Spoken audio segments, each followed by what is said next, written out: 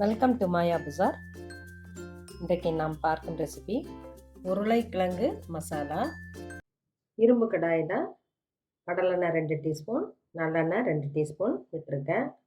காஞ்சிருச்சு. கடுகு 1/4 டீஸ்பூன் வெடிச்சிருச்சு. உளுந்தம்பருப்பு 1/2 டீஸ்பூன், கடலைப்பருப்பு 1/2 டீஸ்பூன், ஒரு பட்டை, 2 கிராம்பு, ஒரு ஏலக்காய், ஒரு பிஞ்ச் சோம்பு செவந்துருச்சு. பச்சை மிளகா 4, வரமிளகா 2, கருவேப்பிலை கொஞ்சம், இஞ்சி பெரிய துண்டு, பூண்டு 8 பல் தட்டியிருக்கேன், அதையும் போட்டுடலாம். ஃப்ரை ஆகட்டும். பெரிய வெங்காயம் 3 கட் பண்ணி வச்சுருக்கேன், போட்டுறேன். கொஞ்சம் நீல வாக்கில் கட் பண்ணிக்கலாம். 2 நிமிஷம் ஃப்ரை ஆகட்டும். நல்லா ஃப்ரை ஆயிடுச்சு.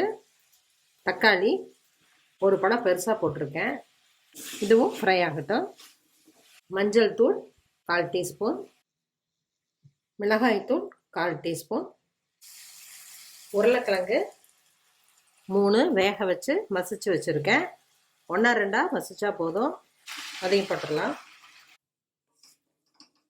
தண்ணி 1/2 கப்பு ஊற்றுறேன், இது வேகட்டும். லோ ஃப்ளேமில் வச்சுருக்கேன். தேவையான அளவு உப்பு போட்டுக்கலாம். கொத்தமல்லி இலை போட்டு இறக்கிடலாம். இன்னொரு மெத்தட்லேயும் இதை செய்யலாம்.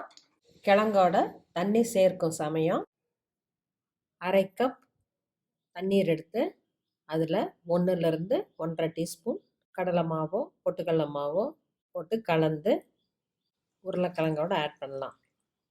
இப்படி செய்கிறப்ப நமக்கு கிரேவி கெட்டியாக கிடைக்கும், குவான்டிட்டியும் கொஞ்சம் அதிகம் கிடைக்கும், ஃப்ளேவரும் நல்லாயிருக்கும்.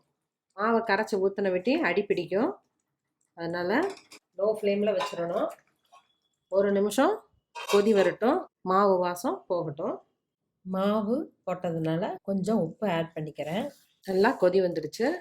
மாவை அளவாக தான் போடணும், நிறையா போட்டோம்னா டேஸ்ட் மாறிடும். கொத்தமல்லி இலையை போட்டு ஸ்டவ் ஆஃப் பண்ணிடலாம். உருளைக்கிழங்கு மசாலா ரெடி ஆயிடுச்சு. காரம் இல்லாமல் இருக்கிறதுனால குழந்தைங்க விரும்பி சாப்பிடுவாங்க. பூரி, தோசை எல்லாத்துக்கும் காம்பினேஷன் நல்லாயிருக்கும். செஞ்சு பாருங்கள், சாப்பிட்டு பாருங்கள். தேங்க்யூ.